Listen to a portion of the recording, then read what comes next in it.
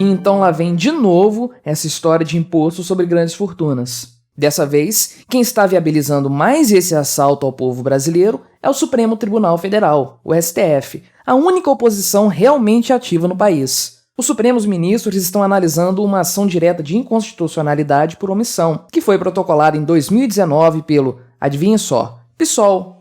Esse PSOL aí é um partido de pirocas, tá ok? Nenhuma novidade até então. O fato é que o tal imposto sobre grandes fortunas está previsto na Constituição Federal em seu artigo 153, inciso 7º. Para o PSOL, o tributo em questão estaria a serviço dos objetivos fundamentais da República, a fim de construir uma sociedade livre, justa e solidária e de erradicar a pobreza e a marginalização e reduzir as desigualdades sociais e regionais. Bem, preciso concordar com o PSOL quanto ao fato de que mais um tributo estaria a serviço dos objetivos da República, no caso, ao maior desses objetivos, que é justamente nos roubar. Não surpreende também o fato de que a nossa Constituição preveja uma atrocidade desse tipo, além de todos os outros tributos que ela já prevê. Afinal de contas, a Constituição Federal foi feita por gente como Aécio Neves, Michel Temer e Lula, e está cheia de penduricalhos e puxadinhos, que visam apenas favorecer diversos grupos de influência, tais como a OAB, que é citada várias vezes na Carta Magna. Sim, o nosso texto constitucional cita um órgão de classe. Faz sentido para você? Até o presente momento, apenas o relator do caso, o ministro Marco Aurélio Mello, primo do Fernando Collor de Mello, como eu já mencionei em outro vídeo, apresentou seu voto sendo favorável, é claro,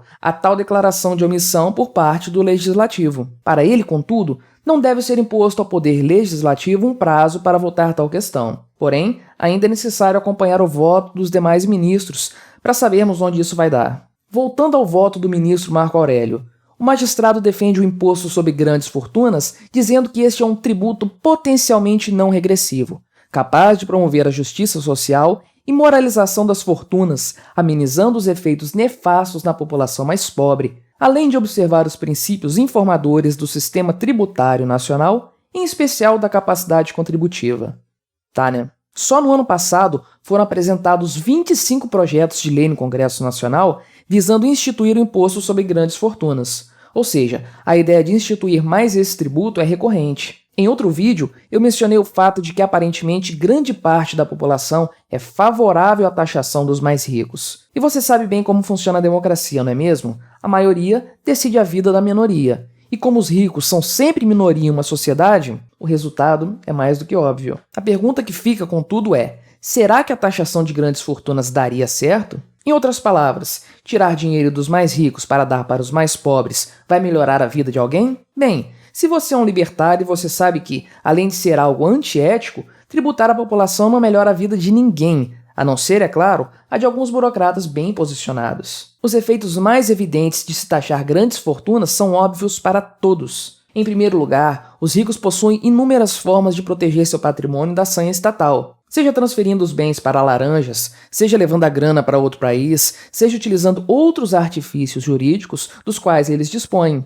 Em suma, no geral, esses tributos acabam não rendendo muita coisa para os cofres do Estado. Para além disso, porém, temos outras questões fundamentais. Uma delas é que tal medida afasta as pessoas ricas de um país, e pessoas ricas geralmente são investidores, que geram renda e empregam pessoas. A França experimentou uma situação dessas em 2012, quando incontáveis milionários deixaram o país, incluindo o famoso ator Gerard Depardieu. Já em 2017, o presidente Macron precisou rever esse tributo para que os milionários voltassem para a França. Tamanho foi o estrago causado. Além de milionários fugirem de um país que institui impostos sobre grandes fortunas, milionários que moram em outros países evitarão levar suas riquezas para lá.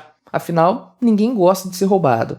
Assim, temos o pior dos cenários. Os ricos fogem do país levando consigo suas riquezas, e novos ricos deixam de chegar, reduzindo ainda mais os investimentos. No fim das contas, o Estado, ainda por cima, não arrecada mais recursos para, segundo suas ideias fajutas, melhorar a vida dos pobres. O pior de tudo, porém, é que uma medida dessas manda um terrível recado para a sociedade, o de que prosperar é um crime e enriquecer é algo errado. Afinal, é por isso que pessoas ricas precisam ser taxadas em uma alíquota maior do que outras pessoas, não é mesmo? Agora, fala a verdade, tem como um país prosperar quando sua população é doutrinada a pensar dessa forma? Ser rico não é crime. Ninguém deve ser penalizado por isso. É claro, se alguém enriquece roubando dinheiro dos outros, essa pessoa deve ser punida e deve restituir àqueles que foram lesados. Mas aquele que prospera e se torna rico com base em seus próprios esforços não está fazendo nada de errado e não deve ser obrigado, por força da lei, a bancar quem quer que seja.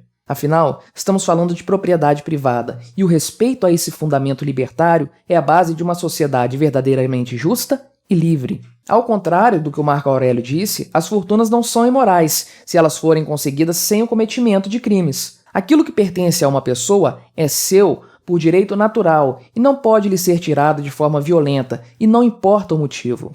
Não existe ética na redistribuição forçada de riquezas. Tirar de uns para dar para outros é violência, por mais que a propaganda estatal faça parecer que isso é uma atitude nobre. Não, imposto é sempre e sempre será roubo, não importando qual seja a finalidade dessa tributação. Mas olhando apenas para o aspecto econômico ou utilitário, também resta evidente que esse tipo de medida consegue tudo, menos melhorar a vida de quem quer que seja. No fim das contas, estarão todos mais pobres, tanto os ricos que terão parte de sua riqueza roubada, quanto os pobres, que terão agora menos oportunidades, uma vez que os investimentos diminuirão sensivelmente. Apenas uma classe de pessoas se dá bem nessa história: os parasitas estatais. O que faz uma sociedade prosperar é o contrário do que está sendo proposto. É o fim dos impostos e da coerção estatal. Sem as amarras de um sistema tributário composto exclusivamente para tirar de todos para alimentar o Estado, a população poderia prosperar por suas próprias forças e galgar os degraus do desenvolvimento econômico por seus próprios méritos. O atual sistema, porém, faz justamente o contrário.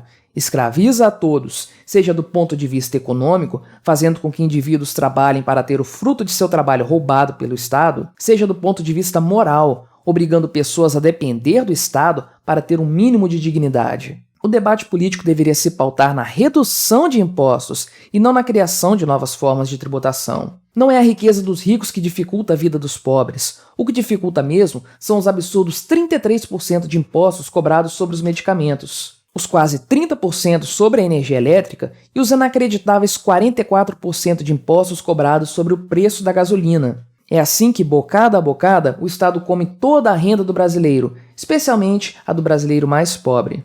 Mas não é esse tipo de problema que chama a atenção dos burocratas e dos políticos. Não. Para eles, o grande problema mesmo é alguém ser rico, é alguém poder viver da própria renda sem depender dos péssimos serviços ofertados pelo Estado. E é justamente aí, onde há um pouco mais de suco a ser espremido, que o interesse do Estado se encontra. E é para aí que, inevitavelmente, suas armas serão apontadas. Embora esse tipo de notícia me deixe triste, ela não me surpreende, é claro. Afinal, é para isso que o Estado existe. Se você acha que a função do Estado é melhorar a vida das pessoas e prover serviços básicos, como saúde, educação e segurança, meu amigo, é melhor você rever os seus conceitos. O Estado só existe para nos roubar, e a tendência é que esse roubo aumente consideravelmente mais conforme o tempo passa. Esse novo imposto não vai me atingir diretamente. Afinal, eu sou pobre. Estou longe de ter qualquer grau de fortuna. Mesmo assim, como libertário, eu devo me posicionar contra mais esse roubo, ainda que eu não seja atingido. Porque se o indivíduo perde um pouco mais da sua liberdade e de seu patrimônio por causa da ação do Estado, todos nós estamos perdendo também um pouco mais da nossa liberdade e de nosso patrimônio. No fim das contas, não importa se somos ricos ou pobres, a verdadeira luta é travada entre nós, indivíduos pacíficos, e o Estado, o ladrão que rouba a todos.